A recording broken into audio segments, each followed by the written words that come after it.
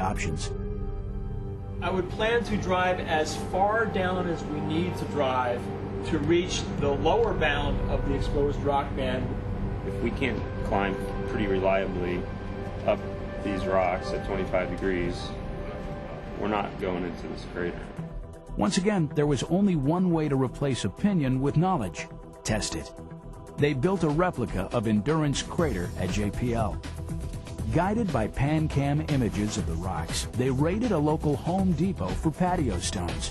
These rocks had approximately the right strength and approximately the right kind of surface texture and properties that they feel that they understand about the rocks that we're going to be driving on Mars. They spread sand and ended up with a pretty good match between California and Mars. We tilted up the platform and we basically drove the rover in a number of directions to see how it responded to this simulated rock field that is as close as we can imagine right now to be what we want to drive on in Endurance. All right, here we go.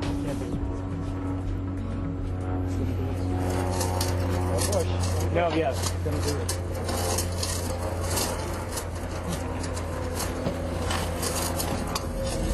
It is. Oh.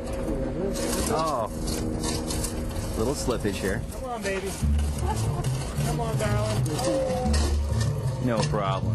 Oh. Yeah. Okay.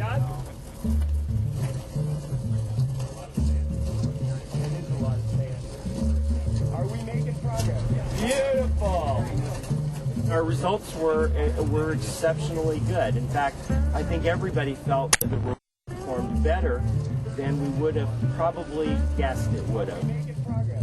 We see the same kind of performance when we first start to go into Endurance Crater, and we believe what we're doing is safe and well controlled. Now they had ground truth. They had a chance to enter and the prospect of getting out. Opportunity spent the next 6 months exploring Endurance. She ratted 11 rocks and proved that liquid water at Meridiani had affected many layers in the 20-meter deep stack of rock. Conclusion?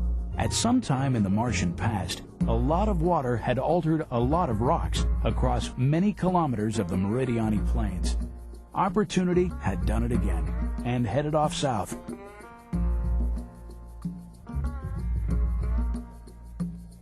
For Spirit, for more than half a year, it had been a long, dry haul. Then, at last, everything changed. On Sol 157, we crossed over to these older Columbia Hill rocks, and it's a completely different geologic environment. The weary Spirit team thought they'd finally reached the end of the rainbow. They named one rock Pot of Gold. It contained minerals and elements that were possible evidence of ancient water. We knew from Pot of Gold that something was different out there. We started finding hematite and lots of sulfur. And then we find even more hematite and more sulfur and now goethite and more salt. Once we got there, then it became clear that we moved to a very old environment in those old rocks where water existed either at the surface or very close to the surface and strongly modified those rocks. Farther up, a rock named Clovis. First, a brush.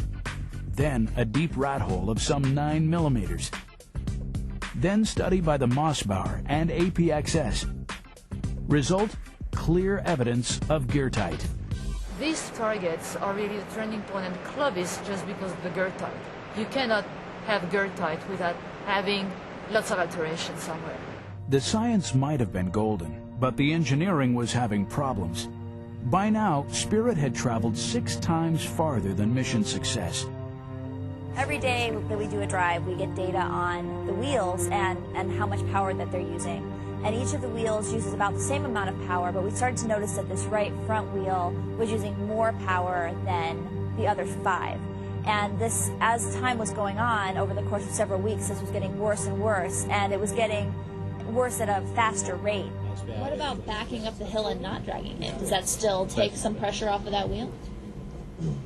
If we're going backwards and it's not a lead wheel, it's a it takes some, but not. It still has the pressure. Anytime you drive that wheel, it's a fleeting resource, but how fast it's depleting, we don't know. This time it was Spirit who was simulated in the sandbox. Mobility engineers locked the troublesome wheel and measured the drag. They realized Spirit used less power driving backwards.